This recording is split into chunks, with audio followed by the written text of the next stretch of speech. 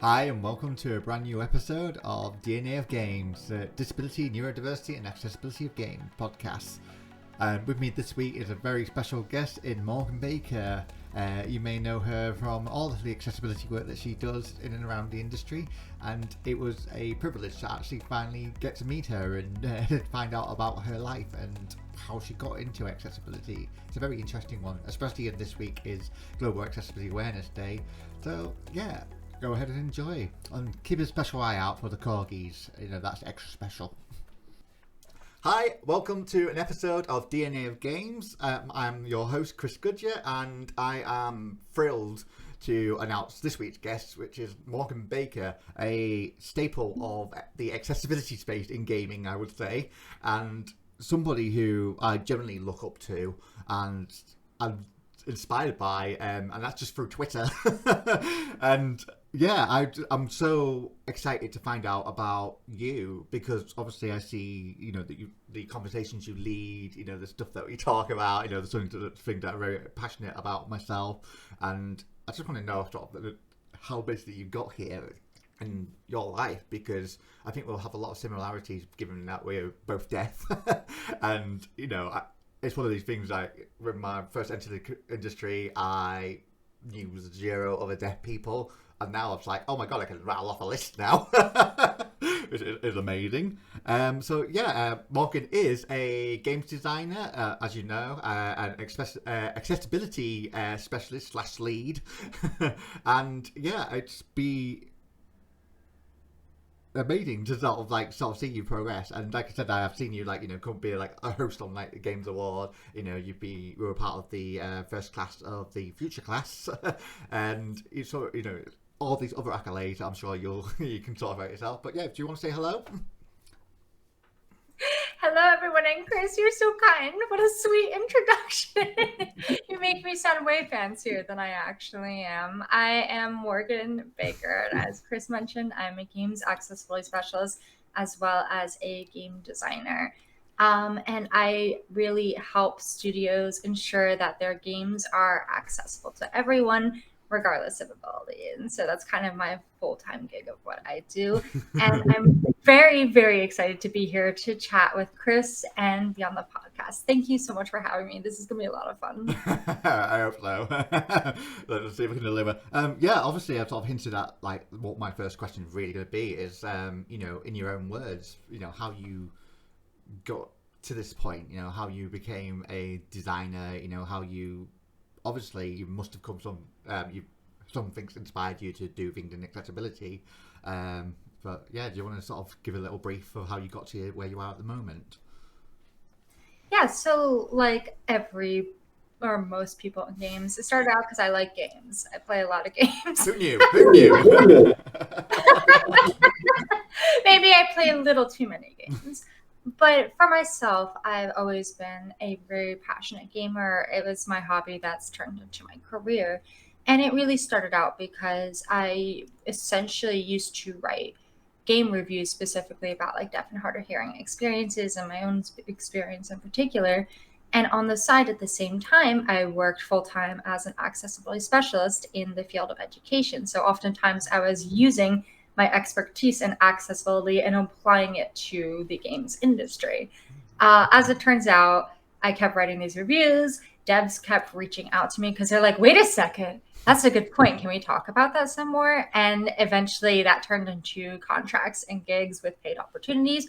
And then I realized that I was working 2 full-time jobs, one in education in my previous field, and then one in games. And so I hit a crossroads. And so I ended up transitioning full-time into games as a games accessibility specialist, where I just, have worked on a few titles with a few studios to really help them out with making their games accessible. So I feel like if you ask anyone who's an accessibility specialist, it's never a linear route how they got there. Yeah. You're always going to find some weird, like, wavy sort of, like, I was over here, now I'm over here. And that is very, very much true for myself. It must have been quite scary to have that jump, because like obviously you've got this safe full-time job in education and just been knowing what you know, and then it's like, oh, am I really going to go into this, industry that's kind of on its head in terms of accessibility? It doesn't know what it's doing. It's kind of like lost little child almost. Yeah, it was definitely, well, it's funny because it was quite nerve-wracking for myself in the sense that for me, I never thought that I can go into games full time. And that was kind of a weird pivoting moment. And this really boiled down to, I think sometimes if you don't see others like yourself, so in my case, I'm deaf with disabilities. If you don't see others like yourself, you just kind of equate that subconsciously to, I guess this isn't something I can do.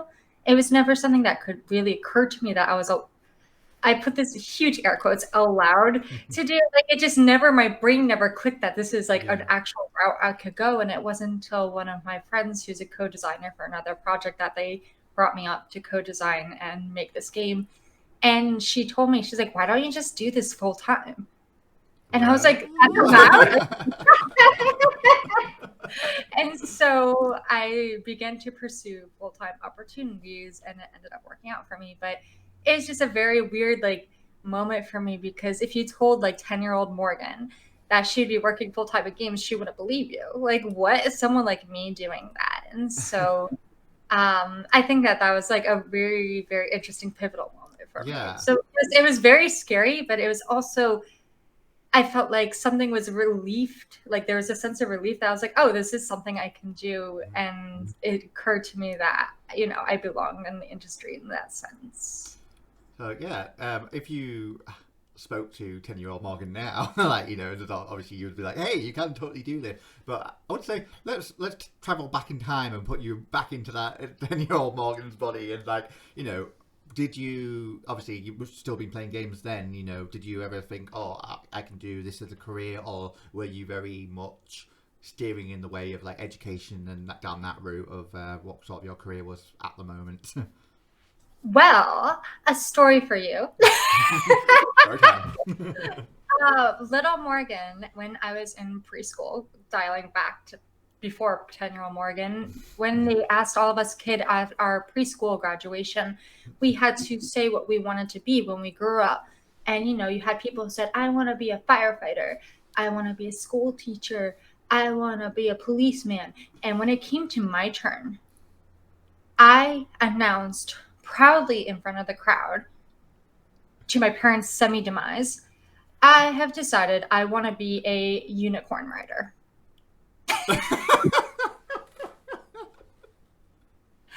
What was going on in my brain, I do not know at that moment. But I guess I was thinking of like the most epic thing I could be, because the teacher told me ideally, like anything. You can be anything you want to be when you grow up. I was like, I want to ride a unicorn around. That would be cool. And so I always say going into games is the closest thing to what I've always wanted to do, because I can still ride unicorns. It's just that epic mic drop moment. Just walk off stage. But I think in that sense, for 10-year-old Morgan, going to her, and if I was speaking to her, I would say that you are bound for an industry and a role that you're going to love and thrive, and then something that's going to be for you, but you'll be shocked at what it's going to be.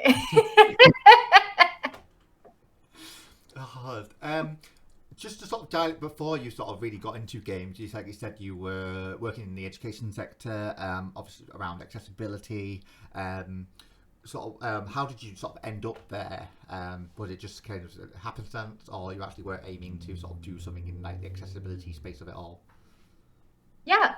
So for me, what basically happened is I was inspired to go into accessibility in general because of my college years. So I was the first and only deaf person. Well, now there's more deaf people after me that graduated from my undergrad, which is Emory University in Atlanta, Georgia. And I attended there. It's a big old school, and it was just me. And I was, yeah. And so my experience during those 4 years, I noticed a lot of accessibility discrepancies and, differences between myself and my peers because of how accessible spaces are designed and instruction is created. And so as a result, I became very, very interested in disability studies and this factor. And luckily, Emory University, actually, they have a graduate disability studies initiative program for their grad students. But they kind of just adopted me. because I was like, I'm interested in this thing, but there's nothing to do with this thing. So they're like, come, my child, we will take you away. And so it was really cool because I was like learning about like disability studies and stuff like that. And so it was only a natural progression when I graduated that I wanted to continue disability studies and, you know, thinking about accessibility, inclusive design for anything really, which is why like I was applying it to games, I was applying it to education, I was just applying it to everything, every space I saw. But obviously the next step was I ended up just getting my graduate degree. I got my master's in education with a focus in accessibility. And so that's, you know, and then they liked me so much when I was in grad school, the university hired me, which I was like, sweet. So I was an accessibility specialist for them.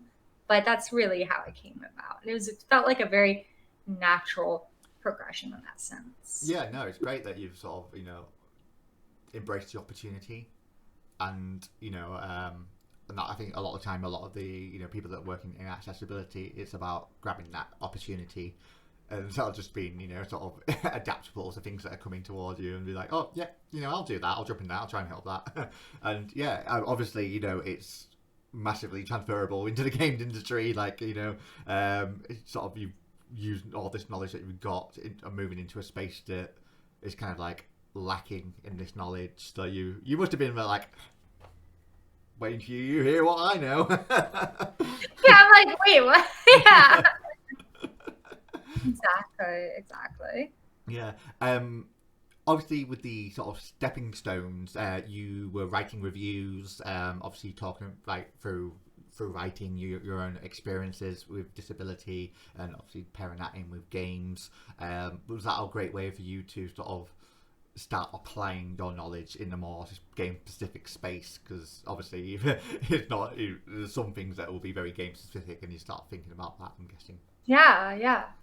I think too, especially for me, it was very much, I hate to say right place, right time sort of situation, but it was one of those situations where I don't think I meant to do this rigorously when I was doing it early on. I was just writing reviews because honestly, they were more like vents sometimes, but I would put them in the framework because I was a very like, I say as if this is past tense, but I'm a very academically driven mind in the sense that I would try to like show a rigorous like, this isn't accessible and working for me, and I want to prove to you exactly why like this isn't just me wilding over here. Like there's actually reasons why this isn't working, and I would break things down, and I would like start doing like testing where I'd have hearing people play, or I'd have different people play and be like, see, do you notice these discrepancies?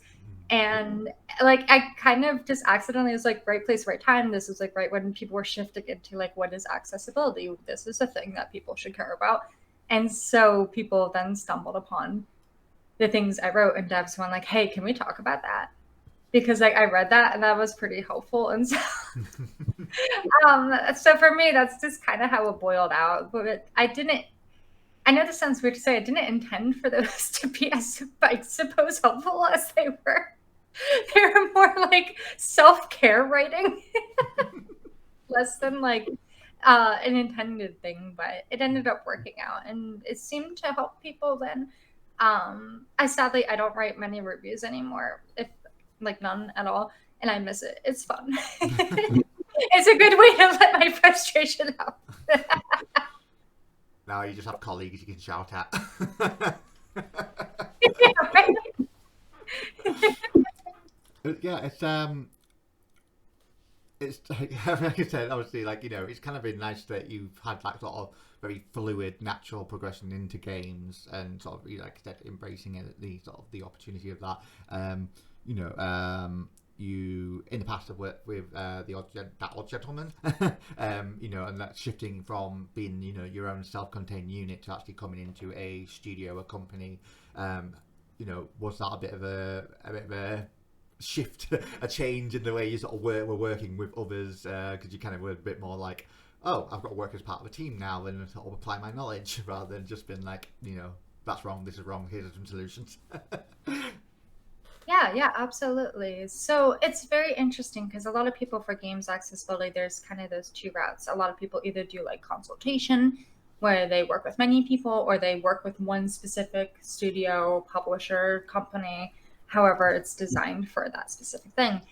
So for me, I originally, when I was still working in education, I was doing a lot more of that consultation thing. And then I realized I was essentially working 2 full-time jobs, as I mentioned. I was like, oh gosh, I got to switch. Um, and for me, I could have done full-time consultation, but instead, for my own preferences, I wanted to do with like one studio or one organization to help have more of that impact in one specific space. It's just a preference on my part, and everyone does things differently, and there's many routes. But coincidentally, while I worked at the Gentleman, I also still had contracts on the side. So I was still working a little bit with Microsoft, Sony, Netflix, stuff like that. And it wasn't like full time, bunch of hours sort of situation. It was more like full time Odd Gentleman, and then 5 hours for Netflix here, 3 hours for Xbox here, sort of situation to like help out with like, I always jokingly say I got summoned. Um, like for example, like working for the Odd Gentleman, but I did like the Xbox accessibility showcase, stuff like that, to just kind of help drive accessibility in other companies and serve as an advocate and ally for also just my colleagues in those spaces who would like someone else to come in who also is a subject matter expert. And so I kind of did both of those. Although right now I'm currently transitioning to a new role, mystery. Ooh, except when this comes out, that it won't be a mystery. Yeah, if you're listening along, I think the best way to do it is just go to Morgan's Twitter and find out the answer of the mysterious new position. Yeah, but I'll still, during my new role, I'll be helping the Odd Gentleman out as I wrap up a project where I'll just I've already done all my design and all my part for that, but I'm excited for the Odd Gentleman for their project to be announced. More on that soon. Wink, wink. I am like, wait, I can't. It's all exciting stuff. Yeah, it's it sounds like you had such a great, I don't want to presume, but like a great time coming into games. Not everybody had it like an easy way on that, but it's great that you've had that such a positivity. Aspects. Obviously, I'm not going to say every part of your life was easy, but you've obviously faced some challenges like everybody does. You obviously said that you were deaf, disabled. How has that sort of tied into your outlook?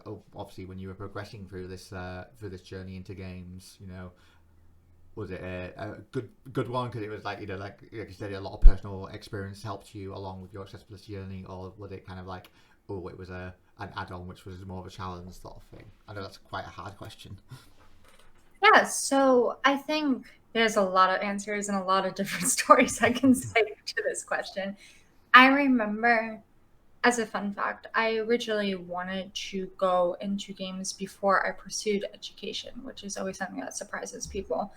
When I graduated, I saw I was kind of doing these two things.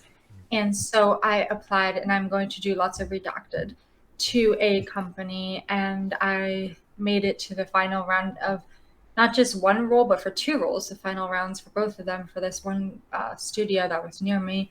And they were not that great with the whole death thing. And I put that in air quotes because that's what they called it. Yeah. And so it was a very awkward situation where I was navigating, and I, was performing stellar at my interviews, did, all their assessments, stuff like that, was doing great. And for example, in the final interview for one of the roles, the guy said, "You're great, et cetera, but how do you plan," as like a trick question, I guess, in his head, how do you plan to deal with the whole like deaf thing if you were to work with us? That's right. I'm laughing because it's just like, it's so laughable. You're just like, why are you asking me this? This has like no bearing on the job. Well, yeah, and I obviously in that moment there was a self of lack of disability competency and like understanding these things, and also understanding like things like disclosure and how like, well, workplace accommodations are a thing and stuff like that. But I guess it's a very frustrating moment for me because during this entire process, I essentially, scored wonderful on all my, or I guess good enough on my interviews, without using any sort of accommodations or stuff like that. I wear a cochlear implant. I was trying to prove to them that there was, but I didn't want to hide my disability per se, because that's not particularly my personality to do so, but I respect others who do. But, just bring it up in passing. And so that was a very spear to the heart moment where I was trying very, very hard. And then, so that was a weird moment for me, because I hit that crossroads where I was like, is games the right space for me? Is this how it is at every place? Apparently not. And that company now has a bunch of lawsuits against them for other discrimination stuff that happened during the same time period. So a little justice for me, I guess, because I wasn't clearly the only one. Yeah, but it was definitely a difficult moment for me. And in that same month, I got into grad school. So I was like, and I got a scholarship to grad school. I was maybe that's the big guy up in the clouds trying to say something. Oh, that was a shitty experience. So don't worry, you got grad school. Go there. But yeah, that's kind of interesting, because was that your first sort of experience in your professional working life where you've gone and realized, oh, not everybody is gonna be okay with something that feels very simple and normal to myself? It's kind of like, oh, there are people out there that are just gonna stumble ass backwards into basically offending disabled people, and it does happen. I've experienced it. It's kind of one of those things where it's just, I think every disabled person is probably going to experience it when they try to make a go of their careers. How was that just the only time sort of first things like that or was that kind of like, the one and only moment where you just gone, okay? I mean, absolutely. And I think especially from the previous experience I just mentioned, you can kind of see why a lot of people then don't disclose disability, and why a lot of people don't really bring these things up in the industry, because from my experience, I'm like, wow, that was like what it's like for me. And by the way, I very much made this story kinder. I tied it with a nice little bow. But I think in my head, I'm like, wow, that. I mean, now it kind of makes sense, because if that was a mindset at a lot of studios, we read statistics where it's like a shocking number of developers do identify as having a disability, and yet we don't really see that visibility as much. It's getting better, obviously. Yeah. You can see why. That was my first official beyond consultation moment in games, and it was a very not great one. And so it's like, well, no wonder that there weren't many deaf people and stuff like that, or disabled people who, are willing to disclose. So anyway, it's just an interesting tidbit. Now I look back on it and I'm like, whoo, that was a wild moment. I'm like, what not to do during a day? Yeah, and I still feel that the industry is maybe going through that metamorphosis, and it's still going to be icky in places. That's the best way to describe it. And yeah, it's sort of the reason why DNA games exists, because we need to sort of just be up and honest and open. Because like you said there, one of the statistics about quite a lot of people identify with disability, but that doesn't necessarily translate to people being very visible about it. So it's crazy how it took me a while before I met another disabled person in the industry that I was like, oh god, there is other people. Oh, absolutely. And actually, one thing that I feel quite passionate about is also helping other devs who have disabilities, because remember, I come from accessibility education, where I focus a lot on career and helping students with disabilities get careers and accommodations for classrooms and stuff like that. And so one thing I'm passionate now that I'm in the devs industry is helping people understand their rights in workplace accommodations, including the companies themselves.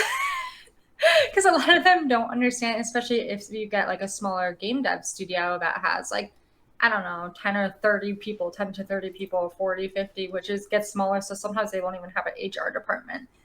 How do you navigate getting accommodations if you need accommodations and things like that? And a lot of people don't really know their rights.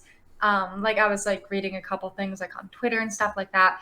where someone was disclosing how they have autism and they work in QA, and they were like making them do something that would be considered not an essential function of their job. But it also conflicted with their disability. And I was like, wait, like big T, like get in my DMs right now. We need to have a conversation. Let me talk to you about your rights. So that's like something I'm very passionate and always keeping an eye out for. But it's really hard because, you know, there is a injustice in terms of a penalty for people who do use those type of routes and stuff like that, when it shouldn't be that way. But, you know, the industry is still growing and learning what these things mean. And so we're getting there slowly but surely.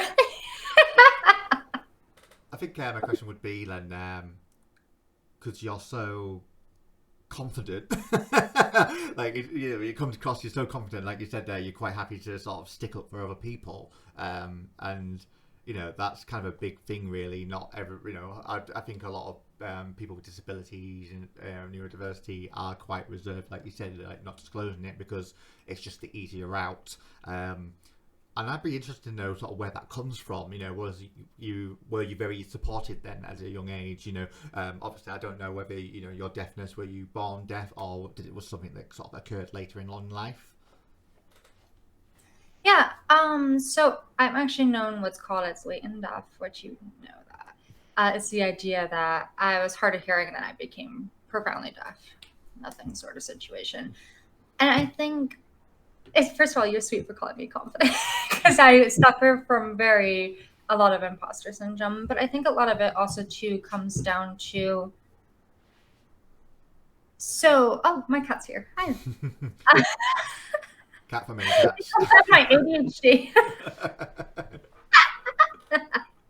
But I really think there's a lot of aspects from where I derive this from. The first, I would say, would be the allies in my life. People who support me unconditionally and folks who help give me resources and stuff like that. I told an example earlier of a co-designer. Actually, her name is Carol Martz. Shout outs to her, who was the one who was like, why don't you just pursue this full time sort of situation? And then she's like, let me sit down with you and help you pursue full time.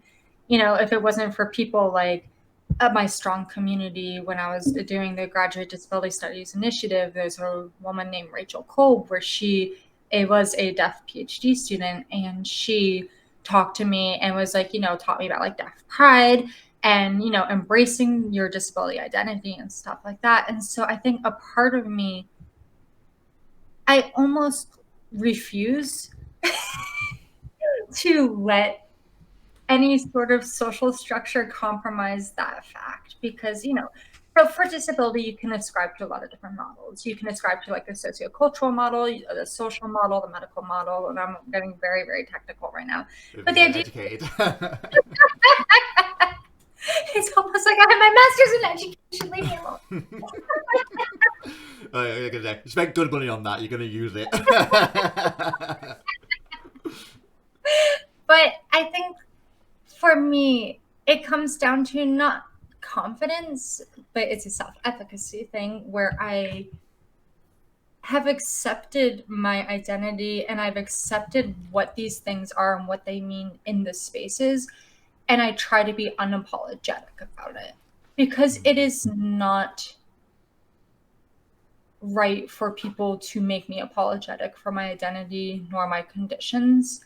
So it's less of a sense of confidence and more of a sense of not being apologetic about it, because no one should have to be apologetic about their disability and their identities, any identity, period. You know, like send tweet sort of situation. You know, you should be able to embrace your own identity. You should be able to interact with a community that's similar to yourself. So like I'm part of the deaf community, but I'm also part of the accessibility community and the disability and gaming community. You should be able to do that unconditionally without any sort of penalty and things like that. Ooh! Who is here? Ah! Special guest.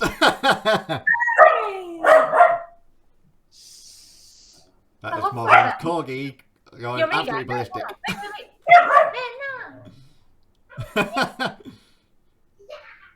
Smoking goes to pick up the poor dog. Anna's here. Yeah. Special guest. Honestly, this is a shout out to my friend Chantel, who will be absolutely buzzing over the corgi content. It's the best way to describe it. Like, honestly, we're both from like the north of England, and we're constantly on the lookout for corgis in the north of England. There's a severe like lack of corginess in the north of England, so we need to be highlight this campaign. Corgis are a way of life.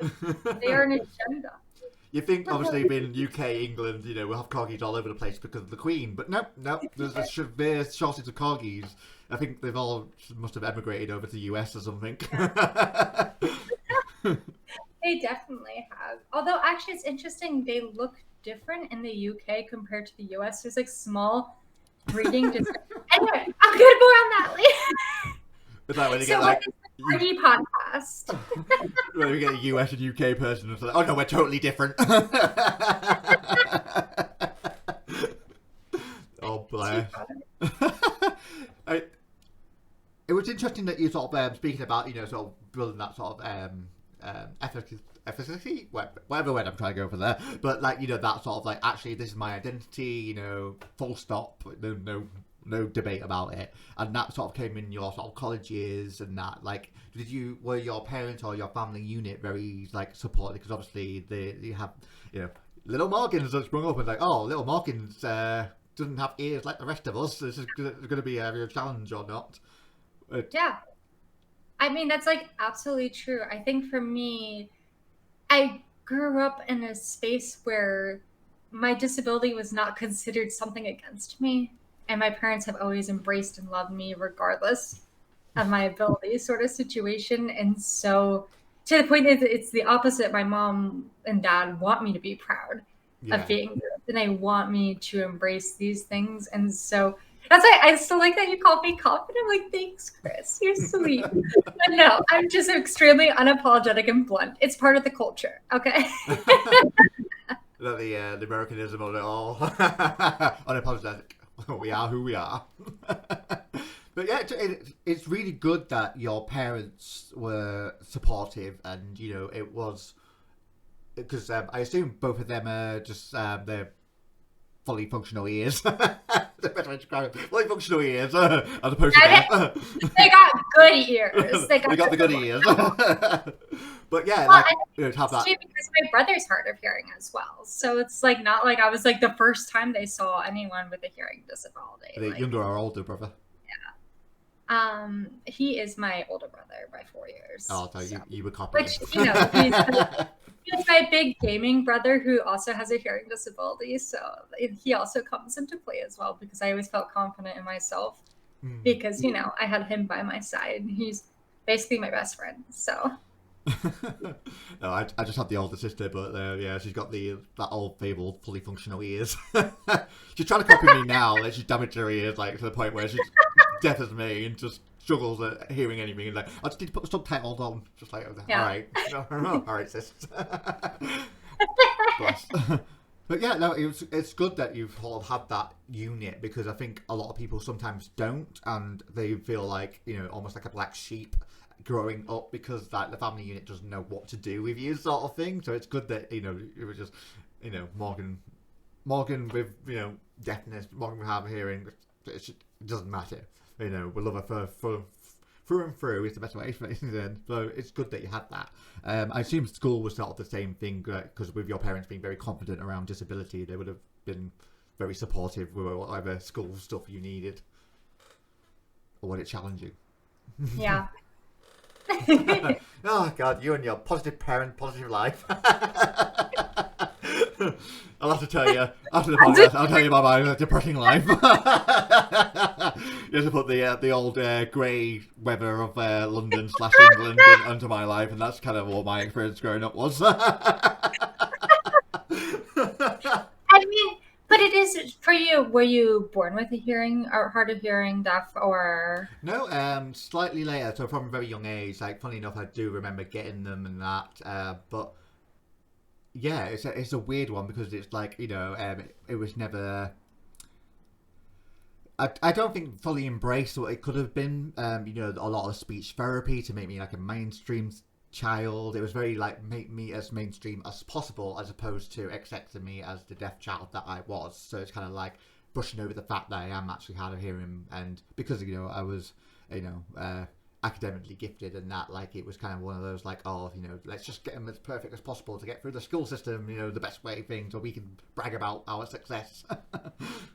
And it's like, yeah, so it's interesting later on in life, obviously, when we get older and suddenly get more confident around our identity, that so we can look back and go, now I said that wasn't quite right. So, you know, I'm really, you know, I'm gutted that I never got access to, say, like sign language, for example, and stuff like that, where, you know, it would have been such an advantage to have these days. Oh, I totally feel. I didn't have access to sign language until basically I went out and learned that.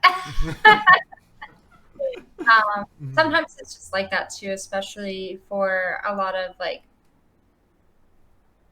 I don't know about for the UK, but in the US, there's like this whole notion of teaching a child with deaf, hard of hearing sign language will force them into a life of dependency and things like this. So oftentimes we'll see kids who get mainstreamed who they'll just be like, oh, just don't give them access to sign language because we want them to try to use their ears instead, because independence, which obviously in terms of like education for liberation, that's the complete opposite.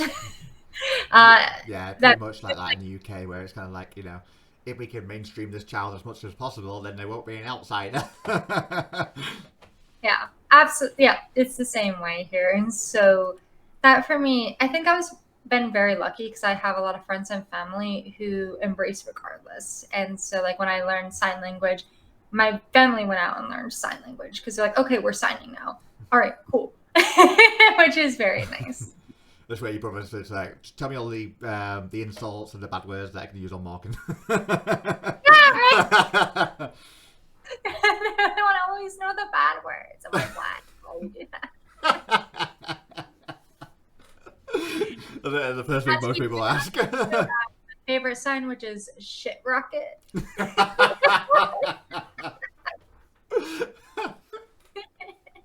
Oh, yeah, fun. Yeah, that's like just the poop. That's... Well, because this means to go to the bathroom, like you're gonna poop.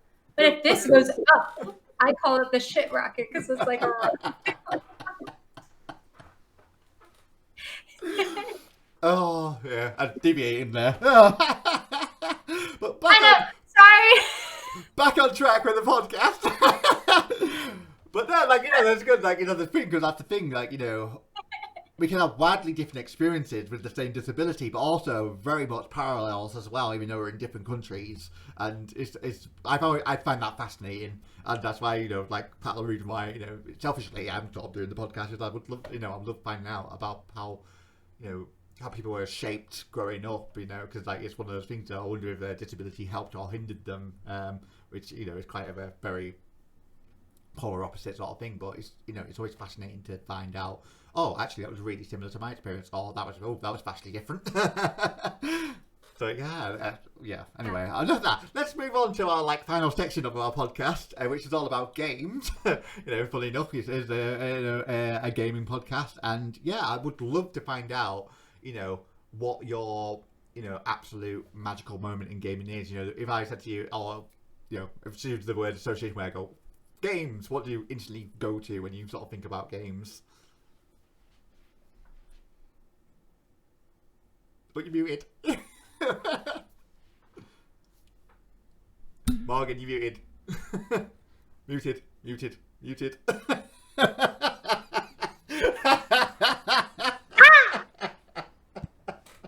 It's okay. It's fun. Oh, we never found out what that game was. Hey, at least you noticed. I can't. God bless Google Meets captions. But for me, a magical moment in gaming, and this may be not a shocker, but my favorite game series is The Legend of Zelda. Yep, Zelda. She literally, when I said Zelda, she grumbled. It's because my other dog's name is Zelda, so she's like, where? But this is Midna, that's why I'm holding her out. But for me, it was an extremely magical moment playing like Link to the Past and playing Ocarina of Time and Majora's Mask. And those games have always, they've etched something in my heart sort of situation where they are a very special series to me that mean a lot to me. And one of the reasons I liked the games a lot and I continue to like the games is because they are like kind of RPG driven, but they typically, I say the word typically purposely, are accessible to deaf gamers more, just because there's not a ton of audio. By the way, this is like back in the day. Keep it contextually. And so I tended to really like it because it's a very visually pleasing game that had a lot of visual mechanics for its gameplay and stuff like that. And, you know, it was just what I owned too. But it was a moment for me where this was magical. But at the same time, I noticed the discrepancies as I got older in this series I loved, that there are aspects that aren't accessible, which I won't do a deep dive into the Legend of Zelda Hard of Hearing Deaf review. And biggest series, leave it to me. I would just play every game and do a review. Wow, that sounds like something for like a YouTube channel. But it's funny though, like, you know, you kind of look, you yeah. do, because you acquire all this knowledge and you just like start like looking back at the games that you love and you start going, oh, you could be better. For me, because I was hard of hearing and then became deaf. So first I was hearing, hard of hearing, and then deaf. So I have been on the entire spectrum, actually. I have been hearing where my hearing was fine. I was hard of hearing with hearing aids and so on, and then profoundly deaf, nothing with cochlear implants in or out optional.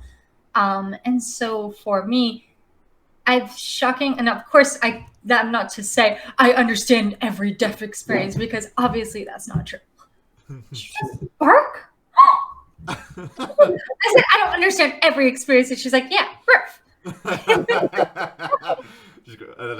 I'm saying truth, or she's saying liar. Yeah. But I think for that, I've played a lot of the same games in each of those stages. So, like, for example, I played Ocarina of Time when I was hearing, I played Ocarina of Time when I was hard of hearing, and I played Ocarina of Time as someone who's deaf. And so you start to notice the differences in player experiences when you go through all of those moments. I think this is what I would say is a magical moment in the sense that I noticed my experiences were different, but the magic was the same, if that makes sense. I know, but it's true. And it also, too, it made me notice things about accessibility and made me kind of strengthen my knowledge on it using a game that is dear to me because I can now pinpoint every single thing that's inaccessible about the games because I've played them through all these stages. Yeah. So it's a very neat moment for me. Yeah, no, it's great that you got that series. And like I love that you kind of answered my question of like, you know, how it sort of does still influence you now. Like you said, like you can use it as like, you know, your pin of like, oh, you know, accessibility can be this because hey, let's look at you know Legend of Zelda and you know you see how it does this and this that's not quite right, or he does this that actually is you know great. And yeah, I've learned a little bit about Legend of Zelda, saying about the whole, you know, visual design of it all is actually, actually, you are right. With the, you know, not as much dialogue and heavy, and it's all, you know, it's quite all about the visuals essentially. Yeah, and there's still some things that aren't visual about it, which actually, one thing that's a little convenient is because most people have played like either Link to the Past or Ocarina of Time or like one Zelda game. It's actually really nice because when I do my consultation, especially I talk to a lot of designers, I can actually pull examples from those games. This is actually the perk too of just playing a lot of games is I can just be like, okay, do you know when you play this game and this happens? And then they're like, yes. I'm like, oh, have you played this game? They're like, yes. I'm like, okay, so you know when this happens. And then, you know, you can use your experiences. And what's lucky for me is that a lot of people have played. I was just waiting for you to get like the... like a stereotypical like old guy that comes in and is like, I've only played Tetris and Miss Pac-Man. Those are the only examples you can use. I was like, Hey, you could do that too, though. I mean, like a good example would be if you say, for example, Tetris is colorblind friendly because it's dual coded. It uses color and it uses shape. And then I've used that example many times before, and people go, "Oh yeah, that's true." That's why you are an accessibility expert. You can pull it out from any game. Yeah, well, I mean, you just do. Actually, I always joke. I'm like, you can't turn the brain off. It kind of sucks because I'll play a game. I'm like, I can't not think about the accessibility. And that's coming from a girl who just beat Elden Ring, which we won't even have that conversation. I think I just found a new fun game for people working in accessibility of throw just a random game and you have to pull out like examples of accessibility from it. Like got 30 seconds, go. Yeah, exactly. Great. That's pretty much all we have time for, Morgan. And again, thank you so much for sort of sharing your stories. As I feel like it's just it's so interesting, and that's the thing. Like it's always good to hear. Dep on there. It's just find that sort of like how people do get where they are, and and I just love, like I said, I said word confident, and it is the confidence of your identity, and sort of being proud of that, and sort of being able to share your experience of your identity. I think is essential in this industry, and I think more people will see you and go, oh, I want to be just like Morgan and be so confident in my identity as a disabled person, as a neurodiverse person, as anybody from whatever identity they may have. And, I applaud you for that. Thank you again. Oh, no, and thank you. Chris, it's really a special moment for me to be on a podcast with a fellow deaf person. And of course, I respect and love Many Cats so much. And so it's an absolute pleasure to be here and to chat with you and, chat about your experiences too, because I love talking to other deaf people. It's like almost like I'm biased or something, but it's just so much. This has been a really fun time, and I'm really excited to, continue seeing Many Cats grow and, hang out with you. So thanks so much again for having me. This has been a lot of fun. And thank you from the puppo herself. Yay. I'm so glad actually I managed to get the corgi in, because again my friend Chantal would have been like, you said the big corgi. You said the big corgis. Yeah, we only talked about corgis like once or twice. That's pretty good for me.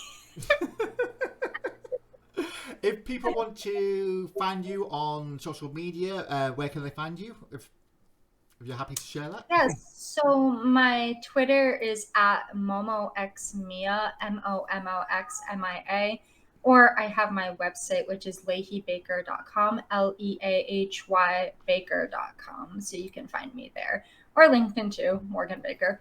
Luckily, there's not a ton of Morgan Bakers out there, actually, which is statistically a very impressive thing, but you can find me on those platforms. I tweet a lot.